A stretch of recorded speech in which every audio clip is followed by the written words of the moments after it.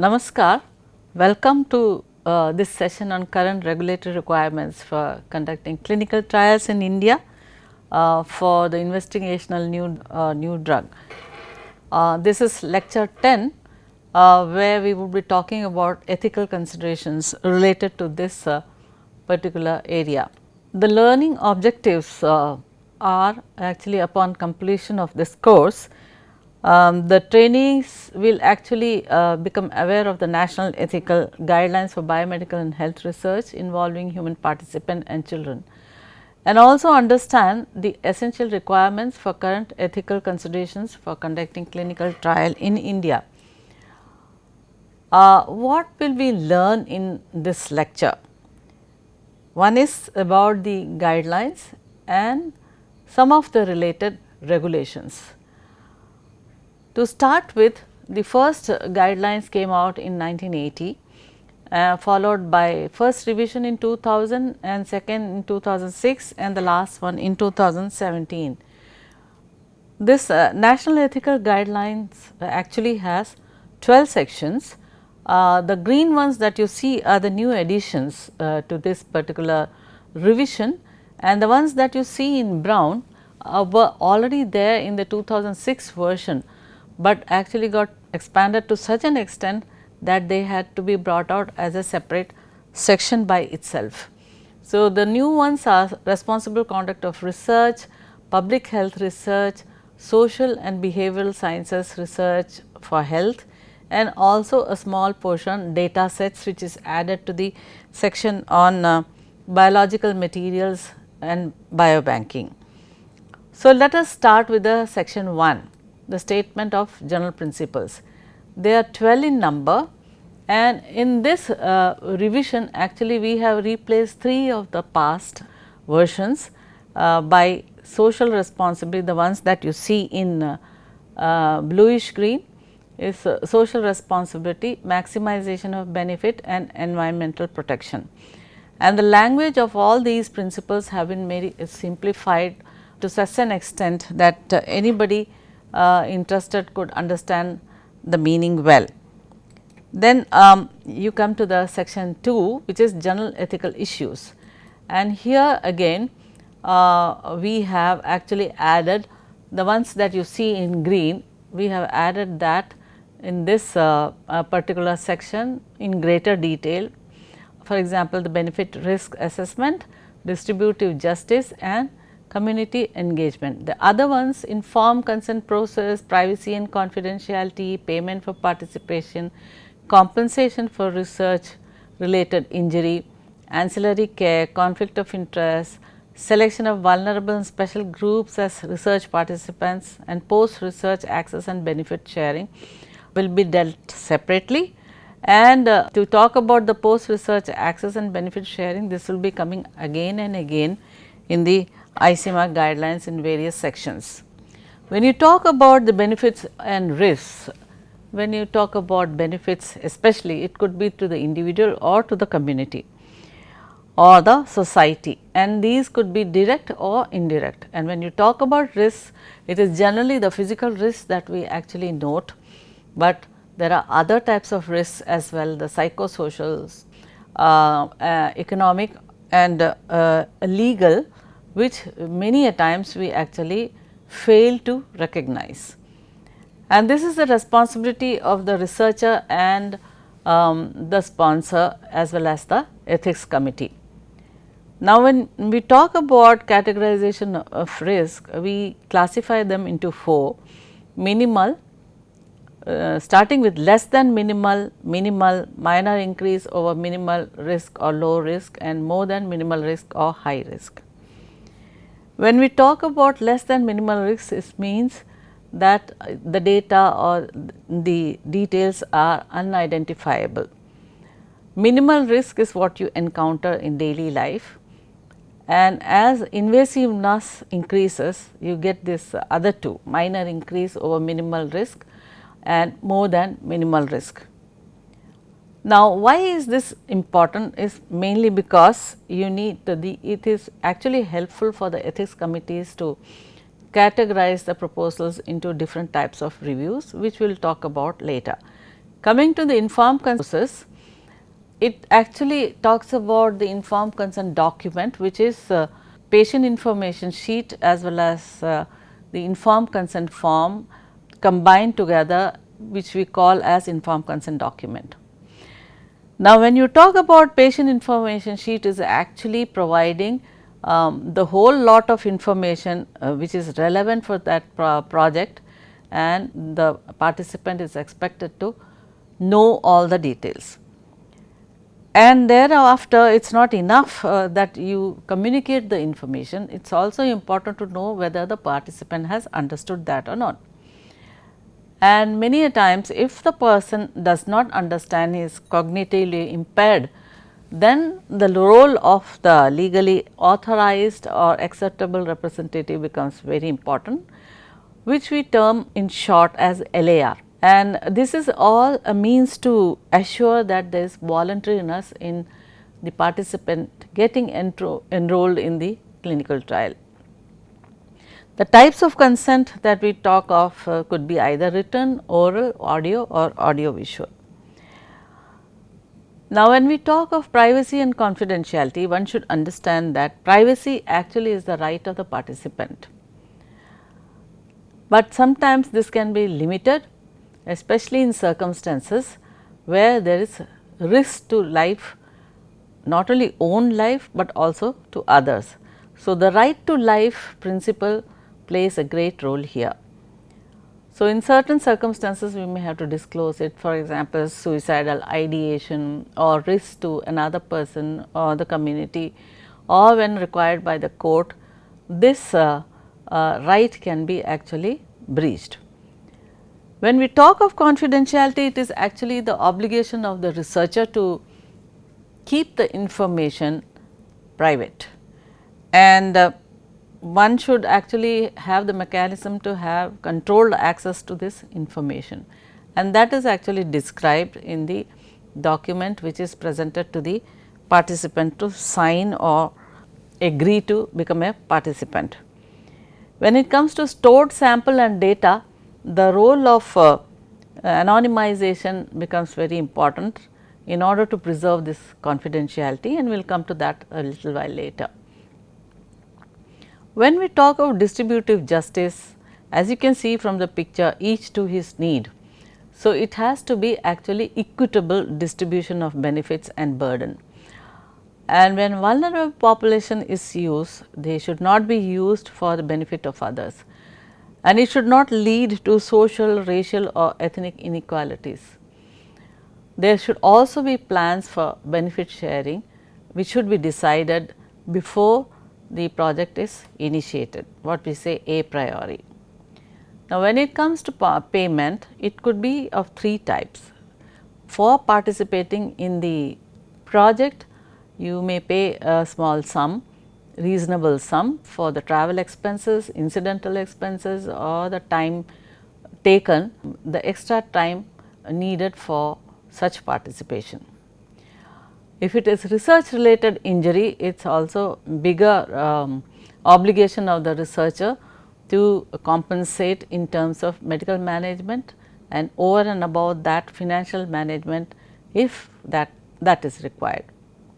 But if it is a non-research related injury, then also you have to take care of the participant, which is in other words termed as ancillary care. Now, whenever any additional medical services are to be provided during the period of the project, then that should be made free for the participant. The position of the LAR is very important in such cases, because always where money is involved, one's intentions should be also taken care of. And needless to say, the ethics committee's role in determining these aspects while reviewing a proposal is very, very important. Coming to conflict of interest, always whenever we plan a project professionally, all the adjectives like virtue, justice, fairness, equality, integrity, all these values play a role. But when one's self interest actually clouds that judgment, it is called secondary interest, and this could be non-financial or financial. The researchers have to take care of this, the EC members as well as the institution. The institution is supposed to have policies addressing these issues. When it comes to vulnerable and special groups as research participants, one has to see whether there could be situations where the participant may not have a legal position to give consent, for example, in children or cognitively impaired individuals. There could be also legal aspects to that. So, whenever we have projects related to this special group or vulnerable group, one has to have that particular project addressing the health needs of that population and also try to bring benefits to the community. Ethics role is, of course, is very important in deciding this, and what are the safeguards that could be employed to protect the interests of this particular group. The other general ethical issues which have been covered under this particular section is the investigator initiated research and student research, where the student can never be the principal investigator. One has to note that it is the guide who has to the principal investigator, and the student has to be termed as student researcher. And also there are issues related to investigator initiated research, who will pay the compensation in such instances, how to apply for it and things like that. Whenever community engagement community is involved, one has to actually engage them in active dialogue before the project is initiated. Communication of research findings is also important. In certain circumstances, do you communicate, do you not communicate, that has to be decided a priori. Again, we mentioned about post research access and benefit sharing in this section. Now, coming to section 3, responsible conduct of research is the new section added to the ICMR guidelines, and this is actually one which can which means that you have to actively promote honesty, accuracy, efficiency, objectivity and transparency in research. And for that purpose, you have to abide by the ethical principles and the professional standards, which are essential for the responsible practice of research. There are these bullet points that you see here are the various topics which have been dealt under this section. Data acquisition, whenever we talk about data acquisition, we have to actually think about getting permissions, getting authorization from the right parties, and how you record this is very, very important.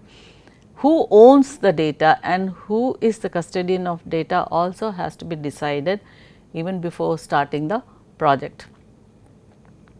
And when it comes to you have done your research, you have conducted it well, and now you want to actually report it. So, before that you have the reviewing process. So, all honesty, transparency has to be applied when it reaches the position of publication. So, what when we talk about publication, it is the authorship that we talk of, which has to be which the guidelines say that one should follow the ICMJE guidelines regarding authorship. Besides this, the institutional and department policies also will have to be in place, because in certain circumstances this can come in very handy in settling disputes. When it comes to peer review, there are issues regarding that also, self review and all those issues are dealt with in this particular subtopic, and also emphasis is laid that registration of clinical trials have to be there, especially regulatory clinical trials have to be mandatorily registered in the Clinical Trial Registry of India. When there are issues about research misconduct, then the institution should be already prepared with policies to deal with such a situation, and the investigation should be held in a timely manner, and till that is solved, till one reaches the conclusion, there should be protection for both whistleblowers as well as the accused, because many a times there could be false accusation. And when we talk of research misconduct, the three buzzwords are fabrication, falsification and plagiarism. We will not go into detail about these three terms, because time will not allow that. So, you can read this from the guidelines. As I had stated earlier, registration of regulatory clinical trials are mandatory are mandatory, and the others are actually voluntary, but it is always in the interest of the researcher that the trial is or research is registered in the CTRI. And down below that you see the web link for that. Many a times there are actually complaints that there is a lot of delay on the part of the registry to give them the information that their research has been entered into the registry. There are many things that is asked of the investigator, which they actually delay in answering, and many a times this delay is due to that. And you can see from the things that have been outlined there that you have to answer all these things before you can actually say that the whole information has been provided to the clinical trial registry. Then we come to the collaborative research. One should understand that whether it is a national collaboration or international collaboration, the partners are always on equal footing, should be on equal footing. Vulnerability to exploit and harm the participants under that particular site should be actually always checked, and benefits and burden should be actually equally distributed. The responsibility of the ethics committee, researcher and institutions in collaborative research is to see what is the social and cultural context. This is very important in order to prevent exploitation. And then the ECs in between, the sites will have their own ECs coming into play, and what is the communication between these ethics committees. That is important many a times, because one particular EC may not culturally agree to the terms that are being dictated for all the sites or decided for all. The researcher expertise and participant protection are very important aspects, and there needs to be a participatory designing. All are equal partners, as I said earlier. So, everybody has an equal say in designing the project. The safeguarding interests of the participants, researchers and institutions should be actually decided much before the project is initiated.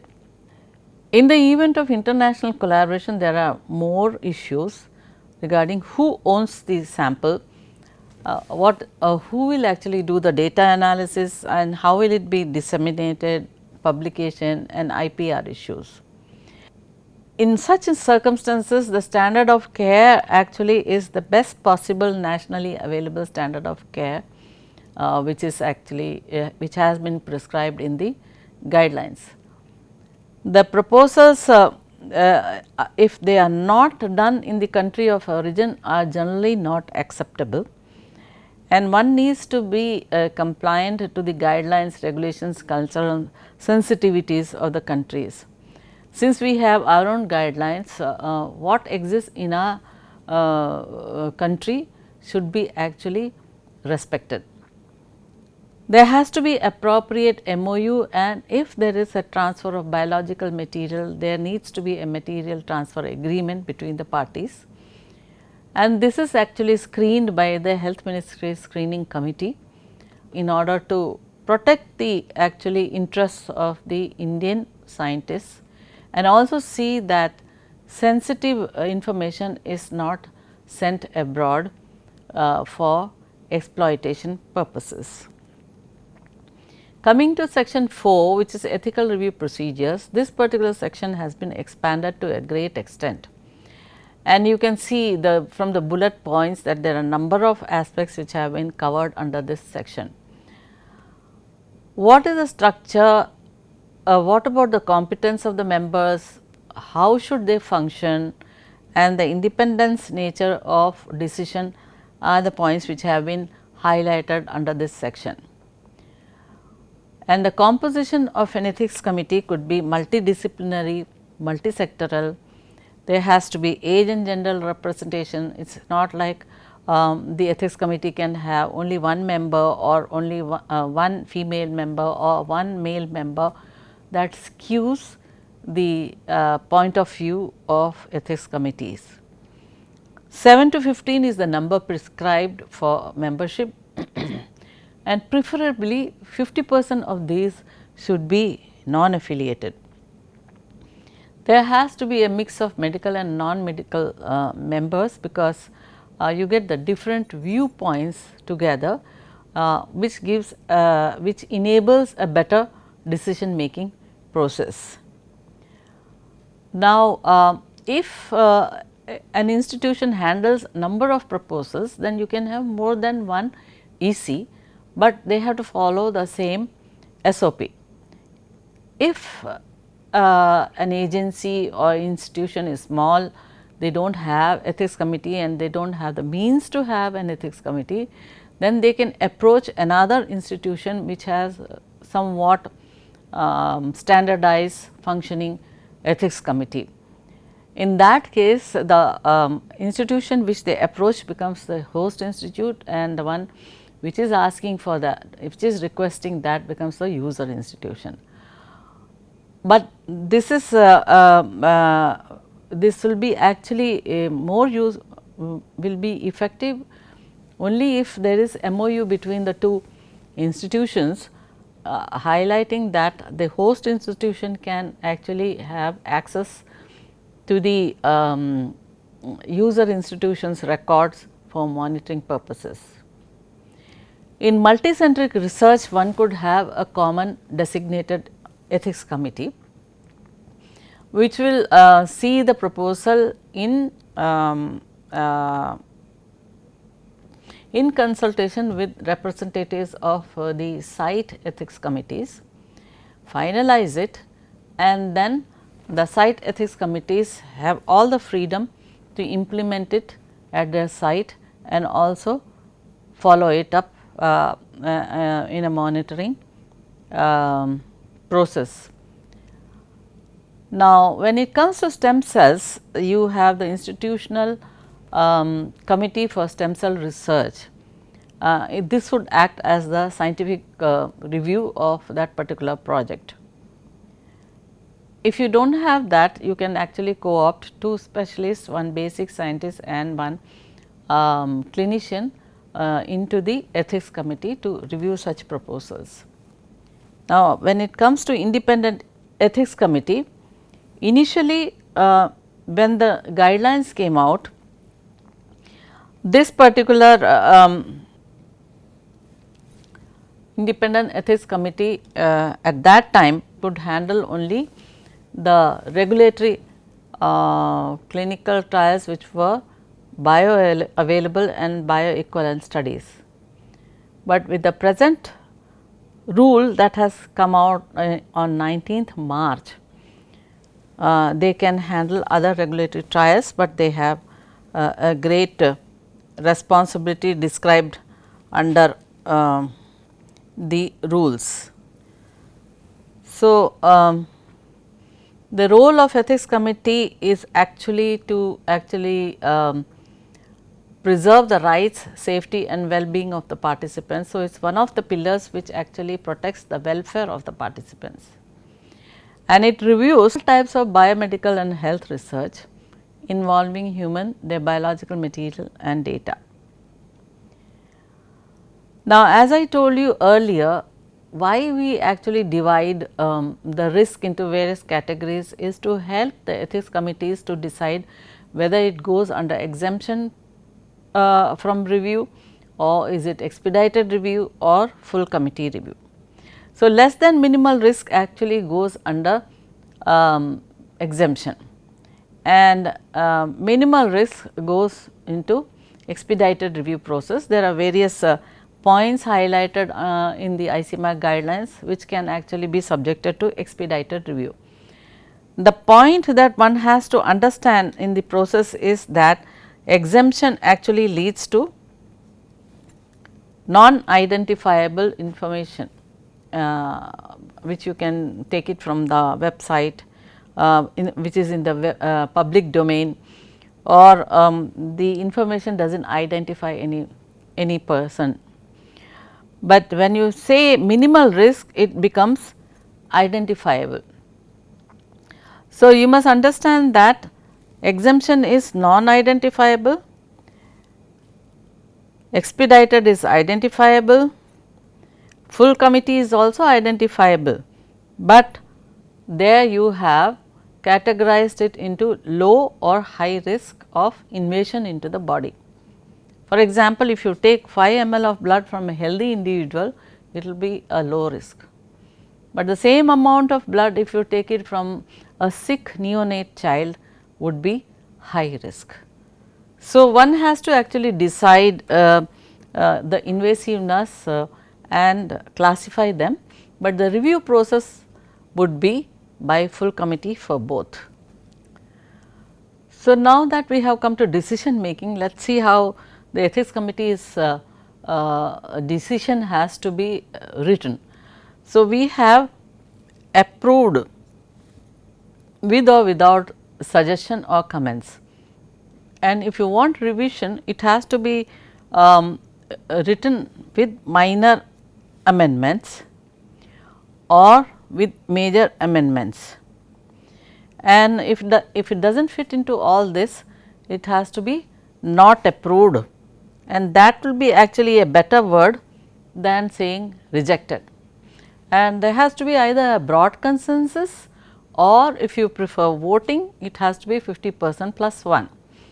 So, this actually has to be written in the SOP, otherwise there is no point actually in making a decision. Sometimes it is not accepted by some of the international agencies. For example, the NIH grants, they want voting to be minuted in the minutes. So, so it is actually a division of labor when you talk about ethics committee review. It is always better to divide that task.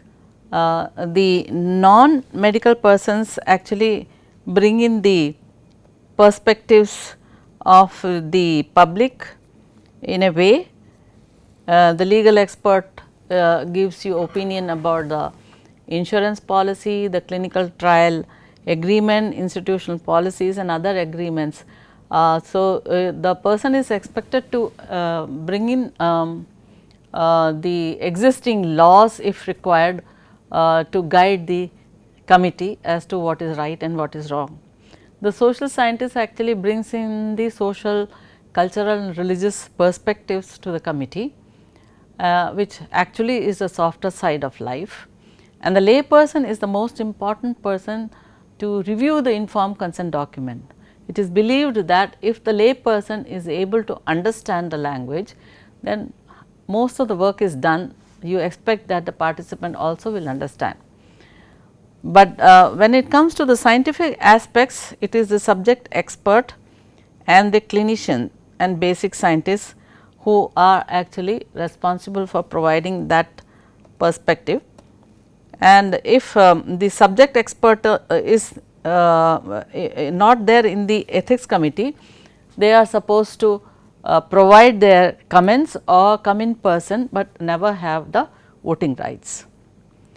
It is not enough actually to think that once you have given approval or opined about minor or major revisions, or you have not approved it.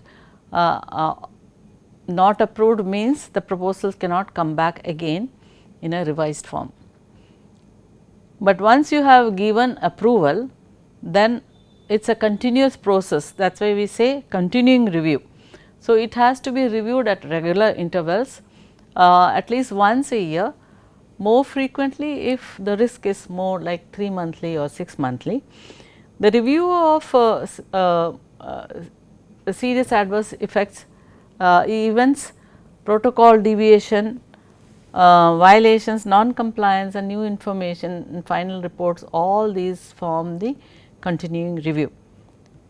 This is also to see whether there is compliance to the regulatory clinical trials to regulatory requirements. For example, how do you actually review the serious adverse events? What is the compensation mechanism and what would be the quantum of compensation that would be decided?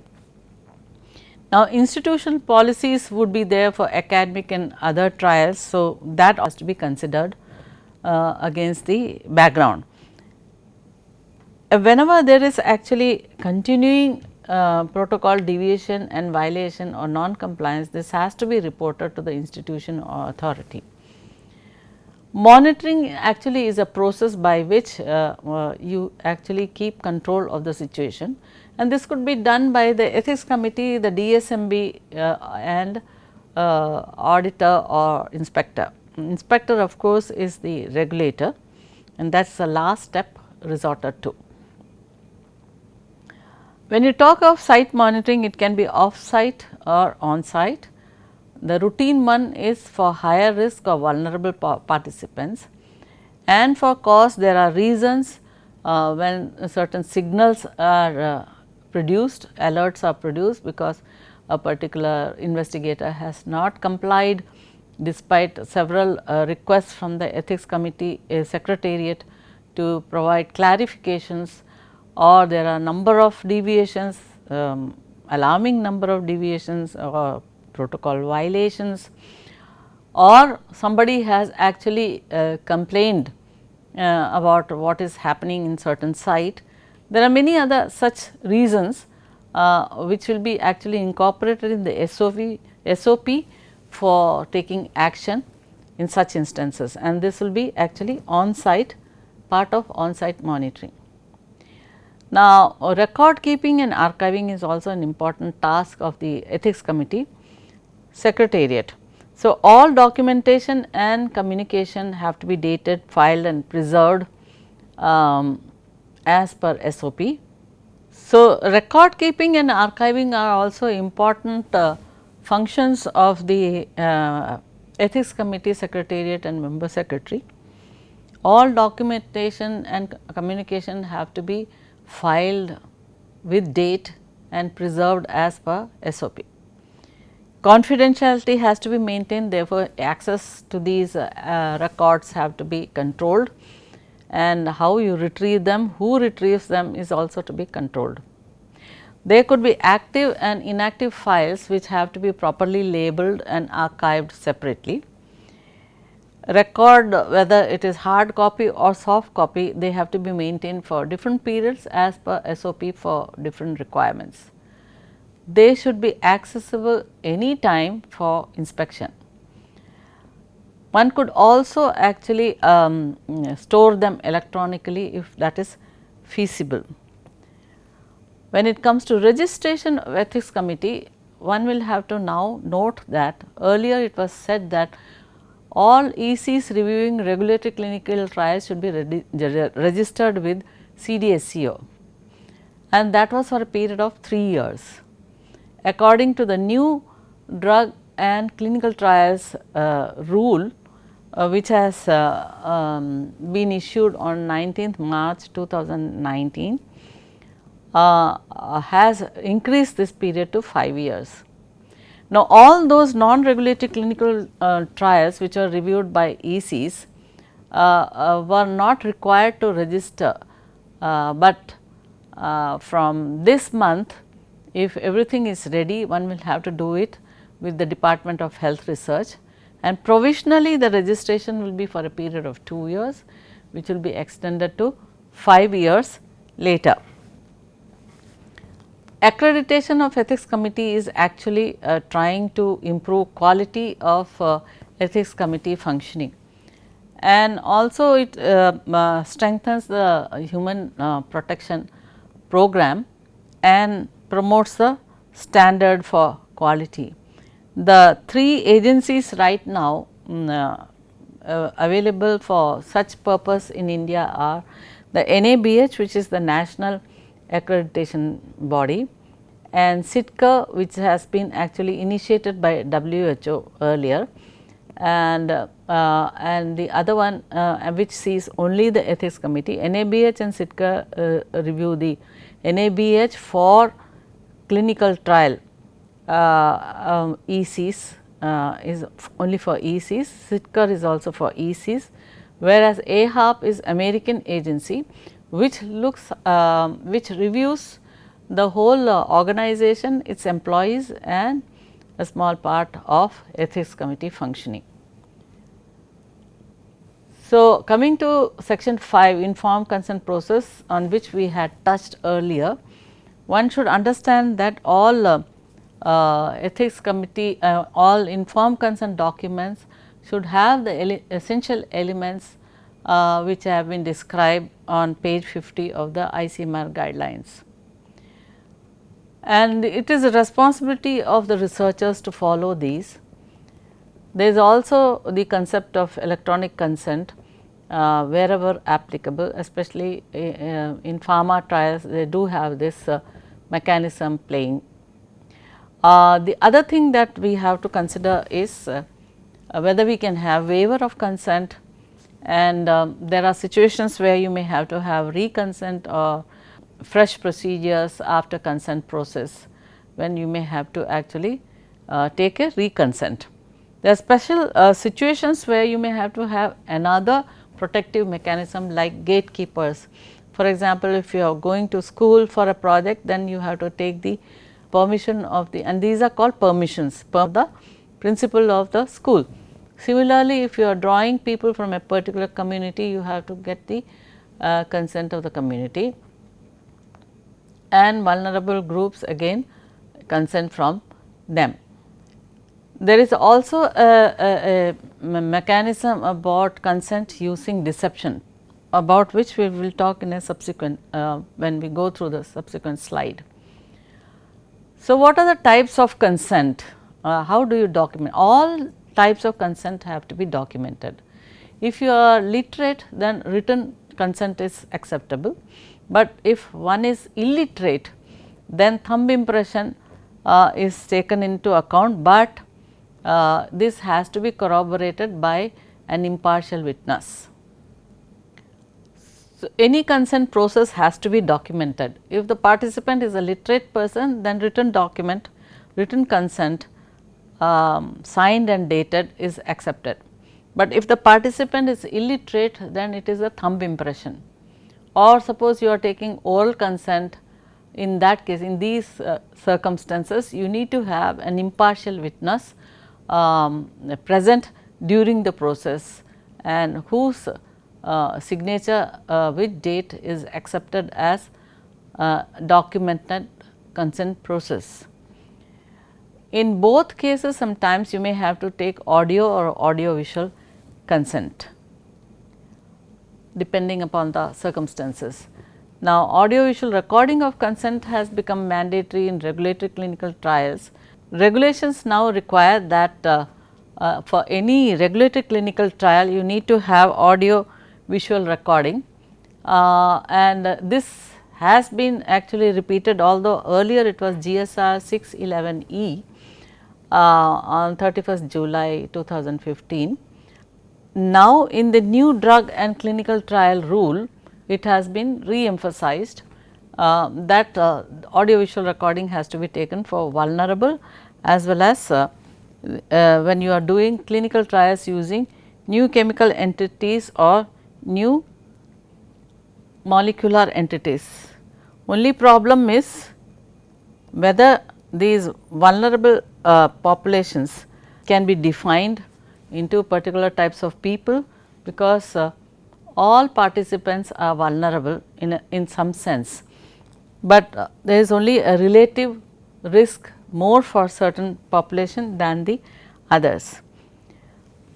When one has a clinical trial using anti-HIV and anti-leprosy drug, then one need not take audio visual recording, one can take only the audio recording in such instances.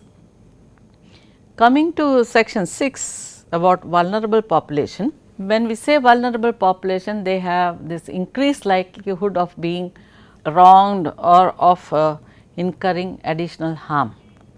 So, these could be situational or hierarchical, or there could be some clinical conditions, age related or medical conditions, where there is a total failure of the existing treatment modalities, or it could be humanitarian emergencies, language barrier and cultural differences. In all these cases, there is some sort of incapability in giving true informed consent while enrolling in a clinical research. So, the point is that because of this incapacity, the ethics committee has additional role of seeing what are the safeguards which can actually protect their own interests.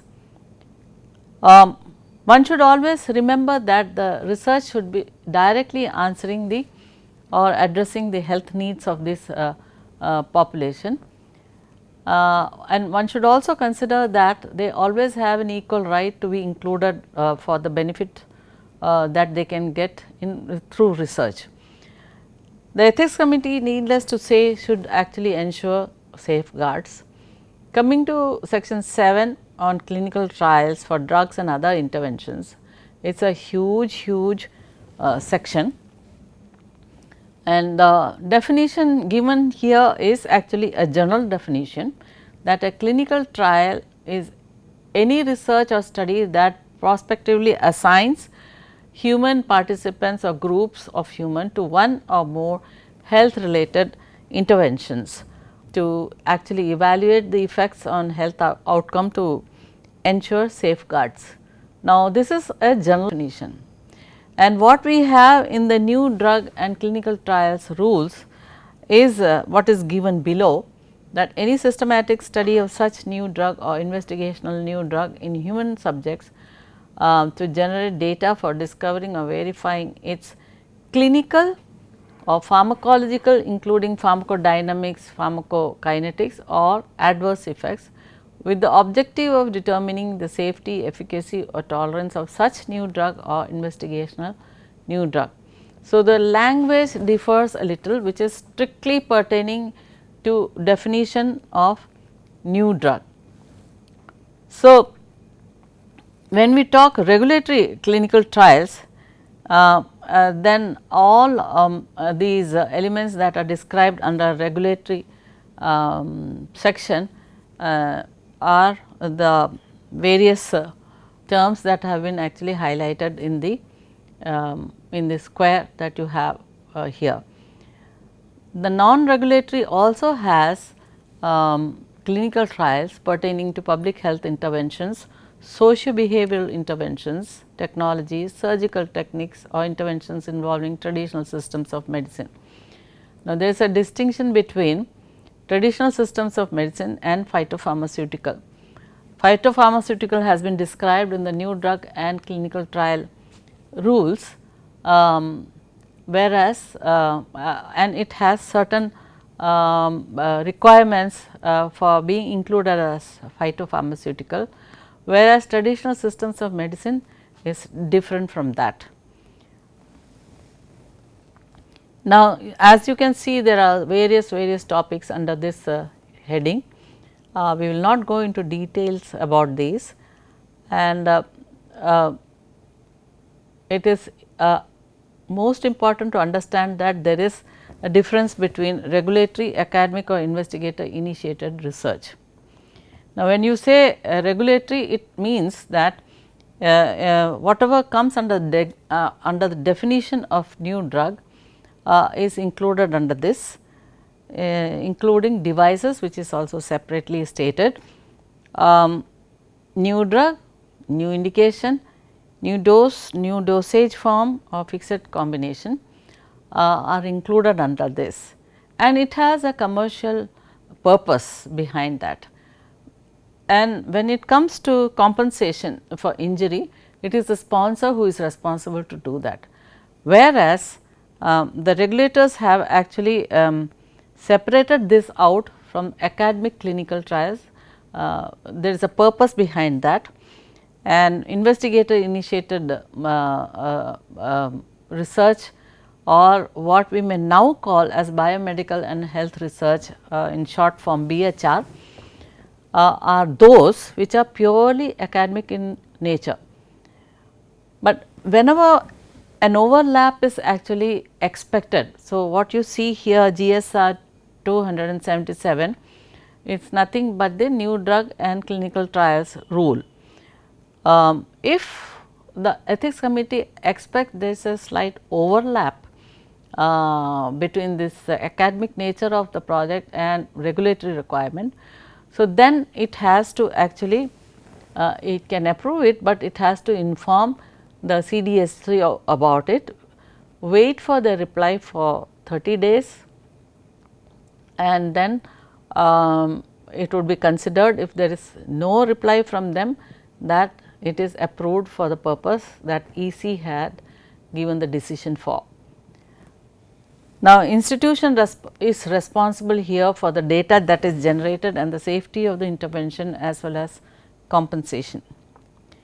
Coming to section 8 on public health research, there are a number of topics in this. One should understand that there is a very thin line between public health service and research. So, the ethics committee will have to give its decision accordingly and understand the situation as to what is service and what is research. Section 9 pertains to social and behavioral sciences research for health, and here is where we need to be extra cautious about the ethical issues and also see that it addresses the ethical challenges because of the cultural and religious differences between various sects of population within that geographical area. In qualitative research, sharing data, safety of participants, all these are very, very important, but one should also remember that the research teams are also they are in unsafe positions actually when they conduct research in their own area. Therefore, for the safety of the research team, interviewer in certain circumstances, people from neighboring area are actually employed to do the interview. Here is where the controversy about deception studies come in.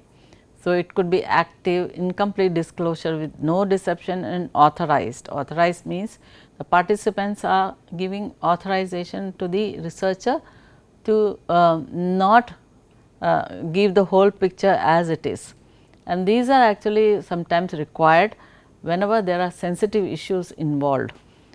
And in such cases, it is also the duty of the researcher to debrief them, the participants, about the results, and it is only the aggregate data which is actually given out. Now, section 10 deals with human genetics testing and research. Here again there is a very thin line between service and research. One important aspect is genetic counseling is very important, whether it is service or research.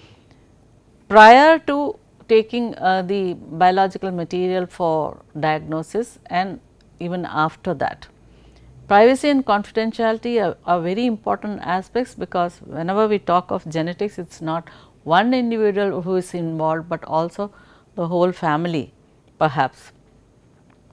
The storage of samples are very, very important in such instances, and when you get results, if it is to be of benefit to the participant, it is the obligation of the researcher to inform that.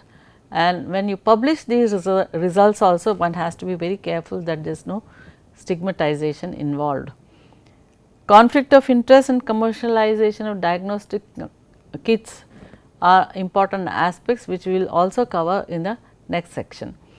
So, the role of team in genetic testing and research is very important, because you would be branding a particular person having positive disease. So, that revelation could be quite damaging. There could be psychosocial trauma related to that. And we also know about the newer technologies, the danger it poses. Everybody knows about CRISPR technologies, how it is being watched. There have been frauds committed in recent times about it.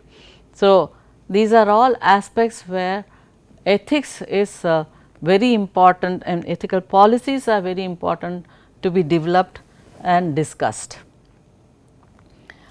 Section 11 deals with biological materials, biobanking and data sets. Now, when you talk about biobanking, it is actually a repository of biospecimens and data. Now, ethical issues could be related to informed consent. There could be multiple options given for informed consent, and one should always remember that the person who gives the sample is the donor and is the owner. That is why we say that the donor has the ownership, whereas the researcher as well as the institution is the custodian. They can never say that we own those samples. And if it is to be used, if these samples have to be used for secondary use and there are certain requirements, how you allow that, and ethics committee plays an important role in such instances. Again, here we are emphasizing the importance of return of results and the obligation of the researcher to inform the participants if there is any positive outcome coming out of that project. Benefit sharing comes into play when there is commercialization involved using the biological materials from the bank. Now, when there is also a section on biological materials or data which are there in the forensic departments or labs, how they can be utilized. Governance of biobanks is also important, and there are special issues related to data sets where you can use softwares, because now you all talk about the data being in the cloud. So, prevention of hacking, prevention of stolen data, all those aspects come into play. One should also remember that a biobank cannot actually just hand over or close down at its will, because there are so many samples collected there. So, it has to have a contingency plan to hand over these samples to another party when they mean to close down their facility. Consent options, in such instances you have to give an option in the informed consent document, where you would actually require the person to state whether they want to allow use of their samples or not. Many a times it is written as any biomedical research, or it may be for a specific disease or any other specified reason. So, the person may say that if it is to be used beyond the scope of this particular project, you cannot use it again without taking consent from me. So, reconsent would be required in such instances, and if there is no future research, then the problem does not arise. But they may say that if you are going to use the statement that your sample would be used for any future research, then they may say that no, it need not be used for any future research. And once you get the results, they may also say that do not contact us to inform us the results. So, the option of I wish to be informed or not to be informed should also be provided in the informed consent document. So, you have one thing is allow or do not allow, and the other one is informed or not to be informed. These two options should be there in the informed consent document, and if they have actually negatively marked it, you can't use that sample for any secondary use. Coming to the last section, research during humanitarian emergencies and disasters. Many a times, now this could be man made or it could be a natural disaster. When you have natural disasters cyclically happening, you expect that this will happen again in a certain period. So, at that time you can already prepare, you can have preemptive research preparation by keeping the proposals ready with ethics committee approval, and when the time comes they can implement it. There are informed consent requirements which are very specific in such situations. As you can see, the floods there, the bombing and the Ebola outbreak, how it created situations which were so difficult to handle. So, in this particular section we have tried to address how to go about taking consent, keeping the privacy confidentiality, how should ethics review procedures be conducted. Sometimes there may be total shutdown of the infrastructure, then how do you approach the approval process. All these have been actually described in this section, and also a part about international participation, because this is a time when international researchers are very interested in studying the situations. So, on what grounds and how this should be done should be very clearly discussed and decided. Now, research on children. So, children of course, are supposed to give assent. So, when you have a child 0 to 7 years, there is no assent required, only the parental LAR consent is required. More than 7 to 12 years you can have oral assent. So, there has to be a very simply worded document describing what you would be actually communicating orally to the child. This also should be filed with the ethics committee, and again parental and LAR consent is required. Whereas, for more than 12 to 18 years of age, these children are required to give written assent, because it is believed that after around 12 you are actually somewhat cognitively aware of what is happening around you, but here also you require parental and LAR consent.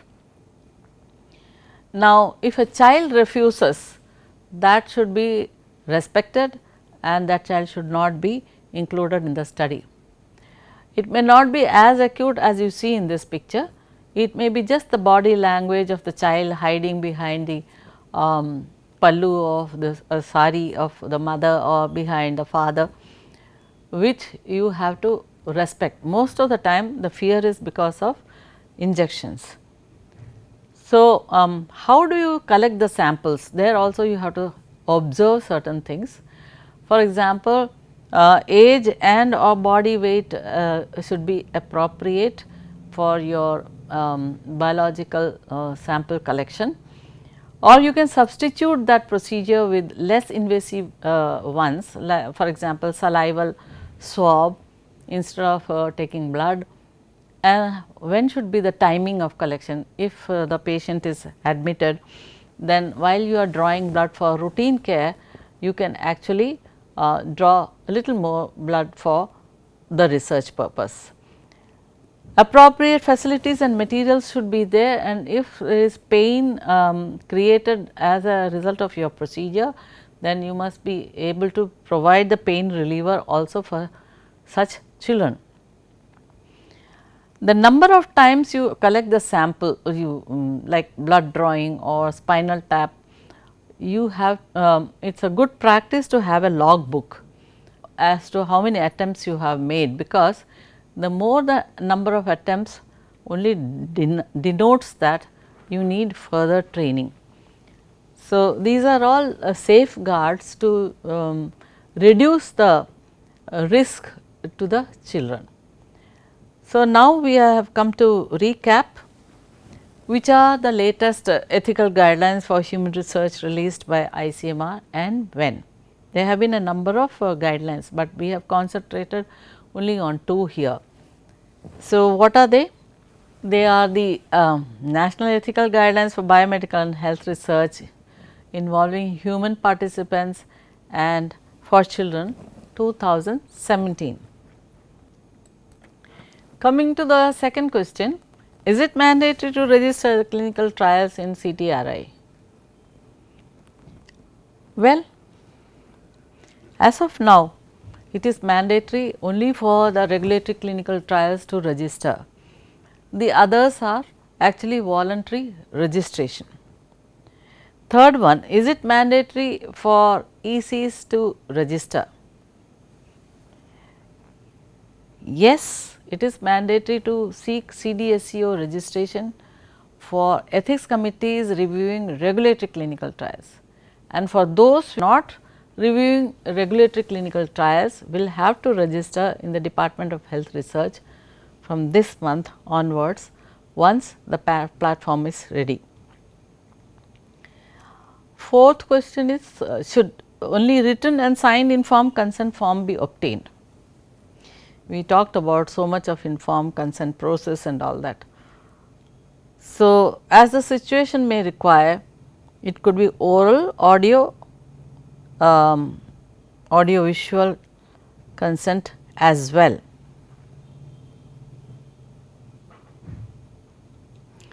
Fifth question, can deception be used with regard to informed consent? Generally, we all talk about transparency, accountability, etc., etc., but we also talked about deception. So, when can this be? In social and behavioral science research, that too on certain occasions. 6. Who owns the biological material? By this time, you should know that it is only the donor who owns the material and also the data which is related to it. So, summarizing in this lecture, ICMR National Ethical Guidelines for Biomedical Research and Health Research involving human participants has 12 sections. CTRI and EC registration on CDSCO platform is mandatory for approving regulatory clinical trials. EC registration on DHR platform is mandatory for approving non-regulatory or academic clinical trials from this month onwards. Composition, roles and responsibilities of EC and informed consent process are important aspects protecting research participants. So, the clinical trials using interventions can be, we have learned that it can be regulatory, academic or biomedical and health research. Biological material and related data have important implications in clinical trials or research. With that, I thank you all for the patient listening.